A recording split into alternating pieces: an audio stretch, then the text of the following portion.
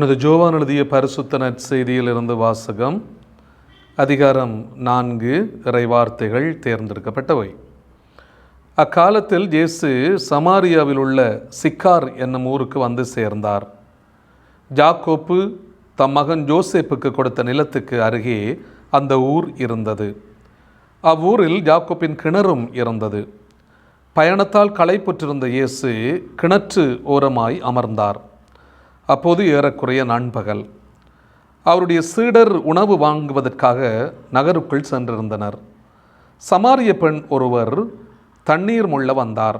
இயேசு அவரிடம், குடிக்க எனக்கு தண்ணீர் கொடும் என்று கேட்டார்.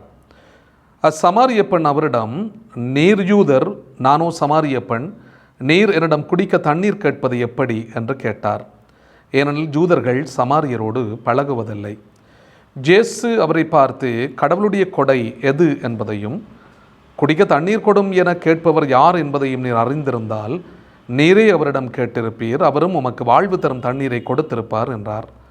அவர் இயேசுவிடம், ஐயா, தண்ணீர் முள்ள உம்மிடம் ஒன்றுமில்லை, கிணறும் ஆழமானது. அப்படி இருக்க வாழ்வு தரும் தண்ணீர் உமக்கு எங்கிருந்து கிடைக்கும்?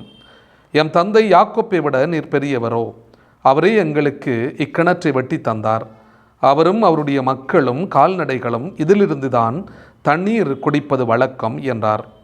இயேசு அவரை பார்த்து, இந்த தண்ணீரை குடிக்கும் ஒவ்வொருவருக்கும் மீண்டும் தாகம் எடுக்கும். நான் கொடுக்கும் தண்ணீரை குடிக்கும் எவருக்கும் என்றுமே தாகம் எடுக்காது. நான் கொடுக்கும் தண்ணீர் அதை குடிப்பவருக்குள் பொங்கி எழும் ஊற்றாக மாறி நிலை வாழ்வு அளிக்கும் என்றார். அப்பெண் அவரை நோக்கி, ஐயா, அத்தண்ணீரை எனக்கு கொடும், அப்போது எனக்கு தாகமும் எடுக்காது, தண்ணீர் மொள்ள நான் இங்கு வர தேவையும் இருக்காது என்றார். அப்பெண் அவரிடம், ஐயா, நீர் ஒரு இறைவாக்கினர் என கண்டு கொண்டேன். எங்கள் முன்னோர் இம்மலையில் வழிபட்டு வந்தனர், ஆனால் நீங்கள் ஜெருசலேமில் தான் வழிபட வேண்டும் என்கிறீர்களே என்றார். இயேசு அவரிடம், அம்மா, என்னை நம்பும். காலம் வருகிறது, அப்போது நீங்கள் தந்தையை மலையிலோ ஜெருசலேமிலோ வழிபட மாட்டீர்கள். ஜாரை வழிபடுகிறீர்கள் என தெரியாமல் நீங்கள் வழிபடுகிறீர்கள், ஆனால் நாங்கள் தெரிந்து வழிபடுகிறோம். ஜூதர்களிடமிருந்தே மீட்பு வருகிறது, காலம் வருகிறது, ஏன் வந்தே விட்டது.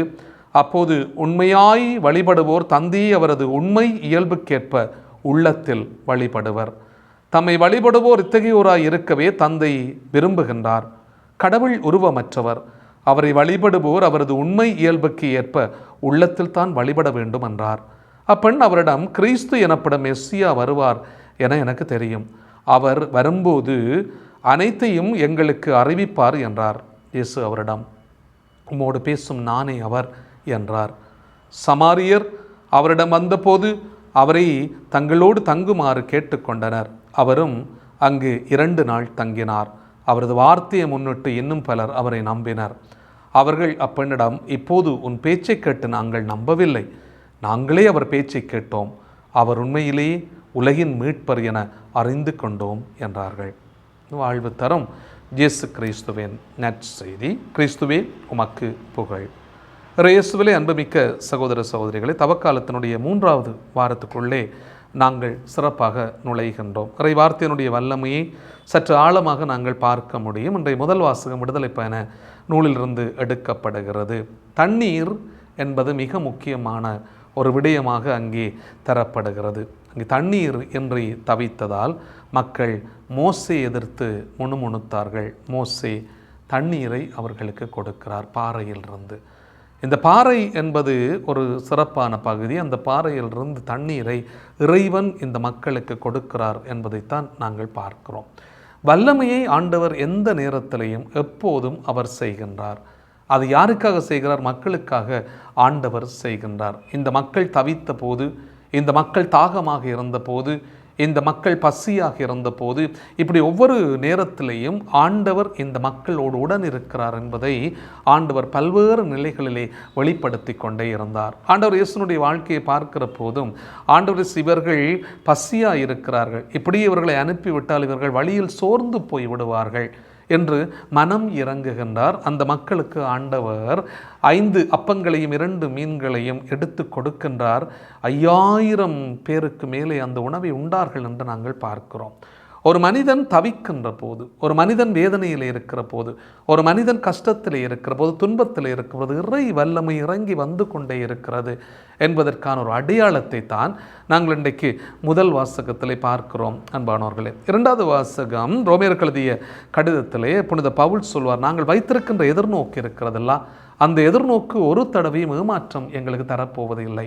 நாங்கள் விண்ணரசை நோக்கி பயணித்து கொண்டிருக்கிற பிள்ளைகள் என்று சொன்னால், உலகின் மீட்பராக இருக்கிற ஆண்டவர் இயேசுவை ஏற்றுக்கொண்டு இந்த உலகத்திலே வாழுகிறோம் என்று சொன்னால், எங்களுடைய வாழ்வுக்கு ஏற்பட்ட, எங்களுக்கு வாழ்வுக்கு உரிய சம்பாவனையை நாங்கள் மறு உலகத்திலே பெற்றுக்கொள்வோம் என்கின்ற நம்பிக்கையோடு தான் நாங்கள் பயணித்து கொண்டிருக்கிறோம். அதனாலே பவுல் சொல்வார், எதிர்நோக்கி இருக்கிறதே அது ஒருபோதுமே ஏமாற்றம் தராது. ஆவியினுடைய வல்லமையோடு பிறந்த பிள்ளைகள், ஆவியினுடைய அபிஷேகத்திலே ஊற்றெடுத்து பாய்கின்ற பிள்ளைகள், ஆவியினுடைய அபிஷேகத்தோடு வாழ்ந்து கொண்டிருக்கிற பிள்ளைகள் இந்த உலகத்திலே அவர்கள் இயேசுவுக்கு சாட்சியம் கொடுக்கிற பிள்ளைகளாக இருந்து இறுதியிலே அவர்கள் முடிவில்லா பேரம்பத்தினுடைய மகிழ்ச்சியை அடைந்து கொள்வார்கள் என்பதை பவுல் மிகவும் தெளிவாக சொல்லுகிறார் அன்பானவர்களே. இந்த நற்செய்தி வாசக பகுதி, இந்த யோவான் நற்செய்தி 4ஆம் அதிகாரத்திலே ஆண்டவர் சமாரிய பெண்ணை சந்திக்கின்றார். ஜூதர்களும் சமாரியரும் பழகுவதில்லை என்பது நாங்கள் அறிந்திருக்கிறோம். ஏனால் ஜூதரும் சமாரியரும் பழகுவதில்லை. அவர்கள் ஏற்கனவே பிரச்சனையாக இருந்தபடியினாலே ஜூதர்களை சமாரியருக்கு பிடிப்பதில்லை, இந்த சமாரியருக்கும் ஜூதர்களை பிடிப்பதில்லை. இதுதான் சாதாரணமான ஒரு விடயம். ஆனால் இயேசு ஒரு ஜூதன் அங்கே சமாரிய பெண்ணிடத்திலே தண்ணீர் கேட்கின்றார். அவள் நேரடியாகவே சொல்லுவாள், நீர் ஒரு ஜூதன், நான் ஒரு சமாரிய பெண், எப்படி என்னிடம் தண்ணீர் கேட்கிறீர் என்று சொல்லுகிற போது, நான் வாழ்வு தரும் தண்ணீரை உனக்கு தருவேன். அவள் முதலிலே இயேசுவை ஒரு ஜூத மகனாக கண்டு கொள்கிறாள், ஐயா என்று சொல்லுகின்றாள். இரண்டாவது அவள் சொல்லுவாள், உம்மை நான் ஒரு இறைவாக்கினன் என கண்டு கொண்டேன். அவர் இறைவாக்கினராக இரண்டாவதாக அவள் கண்டு கொள்ளுகிறார். மூன்றாவதாக ஆண்டவர் சொல்லுவார், அந்த ஒளியினுடைய மேன்மையை சொல்லுகிற போது உலகத்தினுடைய ஒளியாக அவள் கண்டு கொள்ளுகிறார் ஆண்டவர் இயேசுவை. நான்காவதாக அவளும் அந்த மக்களும் சொல்லுவார்கள், உலகத்தினுடைய மீட்பர் என்று சொல்லுவார்கள். இங்கே முதலாக அவள் முதல் தடவையாக ஐயா என்று கண்டு கொண்டவரை அவருடைய வார்த்தையின் மூலமாக இறைவாக்கினராக கண்டு கொள்ளுகிறார். அந்த இறைவாக்கினர் உலகின் ஒளியாக அவர் பரிணமிக்கின்றார். அதுக்கு பிற்பாடு அந்த மக்கள் எல்லாருமாக சேர்ந்தவர்கள் சொல்லுவார்கள், அவரை உலகின் மீட்பராக நாங்கள் அறிந்து கொண்டோம் என்று சொல்லுவார்கள். இதுதான் அன்பானவர்களே ஒரு மனிதனுடைய வாழ்க்கையில் இருக்கிற ஒரு வளர்ச்சி படியினுடைய சிறப்பு. அந்த சாதாரணமான அந்த சமாரிய பெண், அவளை பார்க்கிற போது ஆண்டவருக்கு தெரிந்திருக்கும் அவருடைய வாழ்க்கை. அதனால தான் சொல்லுவாள், கணவனை அழைத்து கொண்டு வா, கூட்டிக் கொண்டு வா என்று சொன்னபோது அவளுக்கு கணவன் இல்லை என்று சொல்லுவாள். அப்போது ஆண்டவர் சொல்வார்கள், உன்னோடு இருப்பவன் இப்போது உன்னுடைய கணவன் இல்லை. உனக்கு எத்தனை பேர் கணவன்களாக இருந்தார்கள்? உன்னுடைய விபச்சார வாழ்க்கையை ஆண்டவர் திட்ட தெளிவாக அங்கே வெளிக்கொணர்கின்றார். அவள் தன்னுடைய பாவ வாழ்க்கையை உணர்ந்து கொள்ளுகிறாள், பரிசுத்தமாக வாழ விரும்புகின்றாள், ஓடிப்போகின்றாள். சமாரிய நகரத்துக்குள்ளே என்னை பற்றி ஒருவர் சொல்லுகின்றார், வந்து பாருங்கள் என்று சொல்லுவாள். தான் பெற்றுக்கொண்ட அந்த இறை அனுபவத்தை மற்றவர்களோடு பகிர்ந்து கொடுக்க வேண்டும் என்கின்ற ஆவலும் ஆசையும் இந்த சமாரிய பெண்ணுக்குள்ளே இருந்திருக்கிறது அன்பானவர்களே. இயேசுவை நாங்கள் பெற்றிருக்கிறோம், இயேசுவை நாங்கள் மற்றவர்களுக்கு கொடுக்கிறோமா என்பது இன்றைக்கு பெரிய கேள்வியாக இருக்கிறது. இயேசுவுக்குள்ளே நாங்கள் புதுப்படைப்பாக்கப்பட்டிருக்கிறோம். அந்த சமாரிய பெண் புதுப்படைப்பாக்கப்பட்ட உடனே அவள் இருளுக்குள்ளே இருந்து இயேசுவை சந்திக்க வந்தவள். அவள் சந்தித்த பிற்பாடு அவள் ஒளியான பிள்ளையாக இந்த உலகத்துக்குள்ளே போகின்றாள்.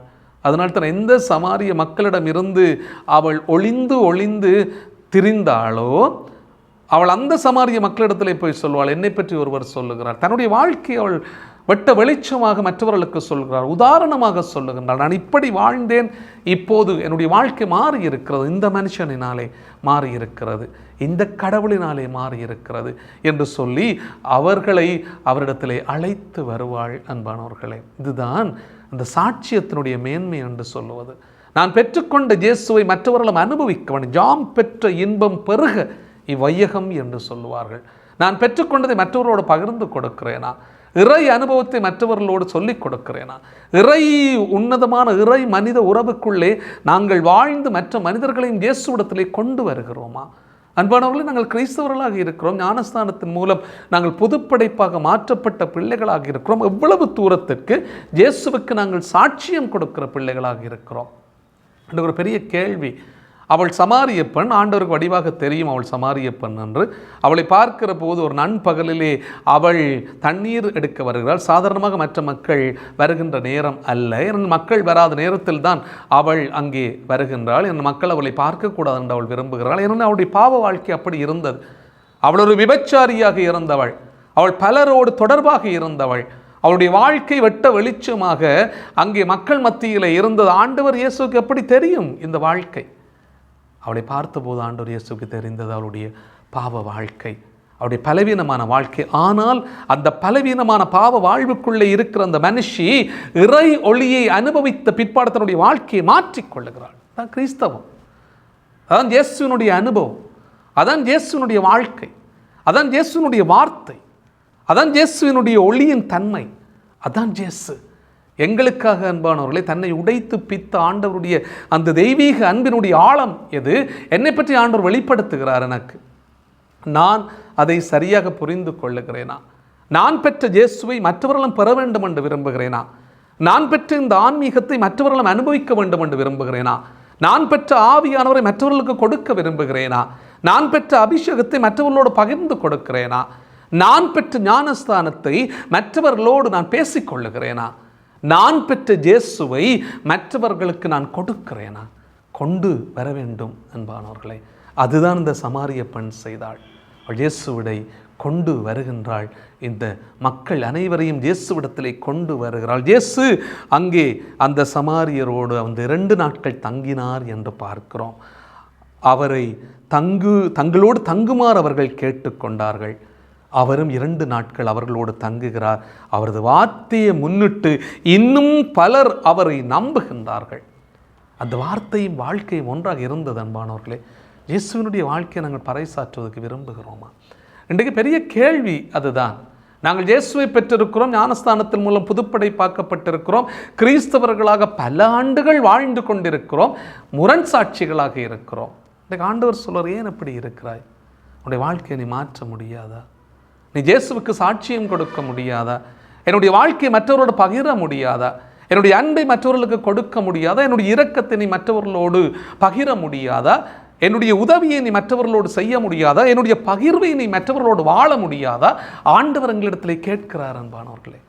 அப்போ நாங்கள் அதை எப்படி வாழ்ந்து கொண்டு இருக்கிறோம்? இன்றைக்கு சிந்திப்போம். என்னுடைய வாழ்க்கை எப்படிப்பட்டது? எதிர்நோக்கை ஒருபோதும் ஏமாற்றம் தராது என்று பவுல் சொல்லுவது போல் நான் எதிர்நோக்கி காத்திருக்கிறேன். எனக்கு முடிவில்லாத வாழ்வு, ஒரு மகிழ்ச்சியான வாழ்வு எனக்கு கிடைக்கும் என்று இந்த உலகத்திலே நான் பயணித்து கொண்டிருக்கிற போது, இந்த உலகத்திலே இயேசுவுக்கு நான் சாட்சியம் கொடுக்கிற ஒரு மகனாக மகளாக வாழுகிறேனா அன்பானவர்களே? அதை நான் சிந்திக்க வேண்டும். என்னுடைய வாழ்க்கையிலே ஆண்டவர் எனக்கு ஒரு அழகான வாழ்க்கையை தந்திருக்கிறார். அந்த வாழ்க்கையை நான் ஆண்டவருக்காக நான் கொடுப்பதற்கு நான் ஆயத்தமாக இருக்கிறேனா? ஒருவர் இருவரையாவது இயேசுவிடத்திலே நான் கொண்டு வருகிறேனா? என்னுடைய வார்த்தையாலும் வாழ்க்கையாலும் இயேசுவுக்கு நான் சாட்சியம் கொடுக்கிறேனா? எனவே அன்புமிக்க சோதரன், இன்றைக்கு ஒரு அருமையான நாள், அழகான நாள், ஒரு சிறப்பான நாள். தவக்காலத்தில் மீண்டும் என்னுடைய வாழ்க்கையை நான் சிந்திக்க வேண்டும். ஆண்டவருக்கு சாட்சியம் கொடுக்கிற அந்த உன்னதமான வாழ்க்கையை நாங்கள் வாழ தொடர்ந்தும் இறை வல்லமையை நாங்கள் வேண்டி சபிப்போம். ஆமென்.